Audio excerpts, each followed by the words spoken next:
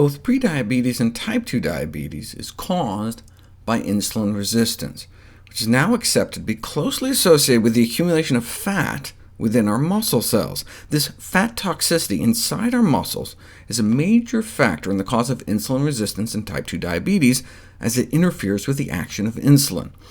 I've explored how fat makes our muscles insulin resistant, how that fat can come from the fat we eat or the fat we wear, and how all fats are not the same. It's the type of fat found predominantly in animal fats relative to plant fats that appears to be especially deleterious with respect to fat-induced insulin insensitivity.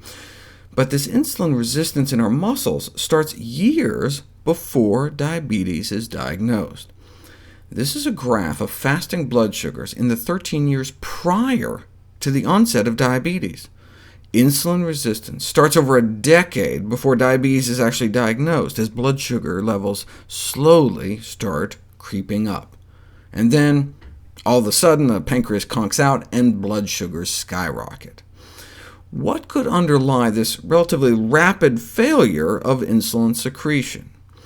At first, the pancreas pumps out more and more insulin, trying to overcome the fat-induced insulin resistance in our muscles, and high insulin levels can lead to the accumulation of fat in our liver, called fatty liver disease. Before diagnosis of type 2 diabetes, there's a long, silent scream from the liver. As fat builds up in our liver, it becomes resistant to insulin too. Normally, the liver is constantly producing blood sugar to keep our brain alive between meals. As soon as we eat breakfast, though, the insulin released to deal with the meal normally turns off liver glucose production, which makes sense, since we don't need it anymore. But filled with fat, the liver becomes insulin resistant like our muscles, and so doesn't respond to the breakfast signal, and so keeps pumping out blood sugar all day long on top of whatever we eat. So the pancreas pumps out even more insulin to deal with the high sugars, and our liver gets fatter and fatter. That's one of the two twin vicious cycles of diabetes. Fatty muscles, in the context of too many calories, leads to a fatty liver, which leads to an even fattier liver. This is all still before we have diabetes, but then the next vicious cycle starts. Now, fatty liver can be deadly, so the liver starts trying to offload the fat by dumping it back into the bloodstream in the form of something called VLDL, and that starts building up in the cells of the pancreas that produce insulin in the first place. So now we know how diabetes develops. Fatty muscles leads to a fatty liver, which leads to a fatty pancreas. It is now clear that type 2 diabetes is a condition of excess fat inside our organs. The only thing that was keeping us from diabetes, from unchecked skyrocketing blood sugars, is that pancreas was working overtime, pumping out extra insulin to overcome insulin resistance. But as the so-called islet or beta cells in the pancreas are killed off by the fat buildup, insulin production starts to fail, and we're left with the worst of both worlds, insulin resistance combined with a failing pancreas. Unable to then overcome the resistance, blood sugar levels go up, and we have type 2 diabetes. This has implications for cancer as well. Obesity leads to insulin resistance, and our blood sugars start to go up, so our pancreas starts pumping out more insulin to try to force more sugar into our muscles, and eventually the fat spills over into the pancreas as well, killing off the insulin-producing cells, and we've got diabetes, in which case we may have to start injecting insulin at high levels to overcome the insulin resistance, and these high insulin levels promote cancer. That's one of the reasons we think obese women get more breast cancer. It all traces back to fat getting into our muscle cells, starting insulin resistance, fat from our stomach, or fat going into our stomach. So now it should make sense why the American Diabetes Association also recommends reduced intake of dietary fat as a strategy for reducing the risk of developing diabetes.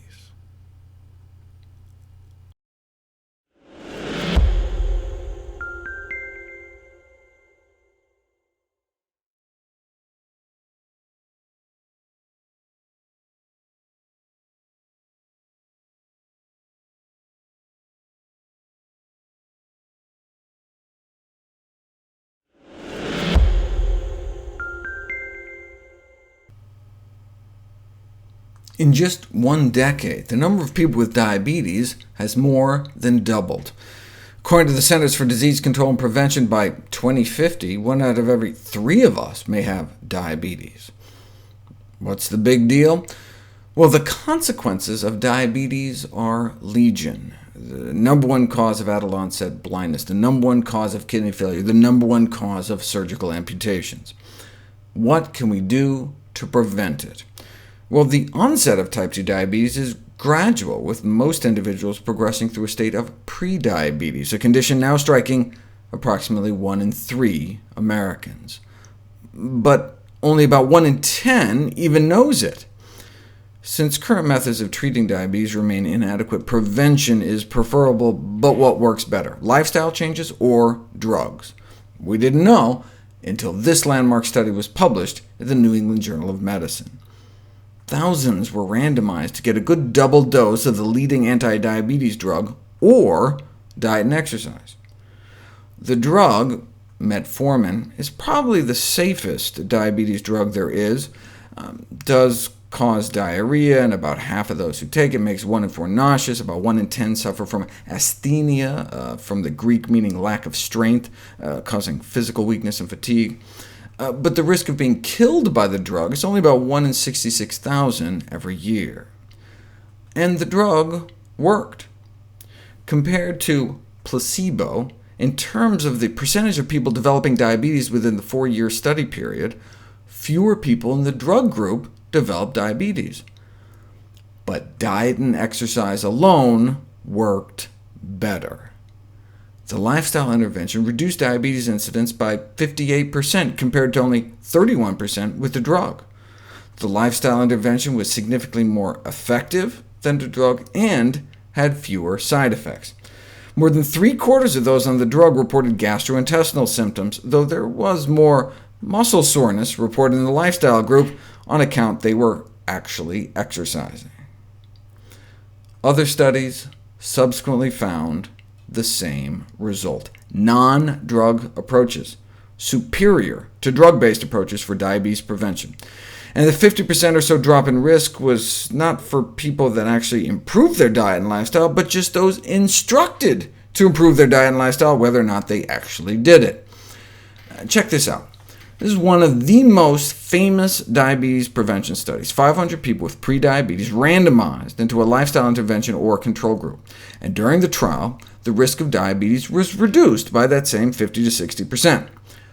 But only a fraction of the patients met the modest goals. Even in the lifestyle intervention group, only about 1/4 were able to eat enough fiber, meaning whole plant foods, and cut down on enough saturated fat, which in this country is mostly dairy, dessert, chicken, and pork. But they did better than the control group, and fewer of them developed diabetes because of it. But what if you looked just at the folks that actually made the lifestyle changes, met at least 4 out of 5 of those wimpy goals? They had 0 diabetes. None of them got diabetes, 100% drop in risk. Bottom line, type 2 diabetes can be prevented by changes in lifestyle, even in high-risk prediabetic subjects. The fact, then, that type 2 diabetes, a largely preventable disorder, has reached such epidemic proportion is a public health humiliation.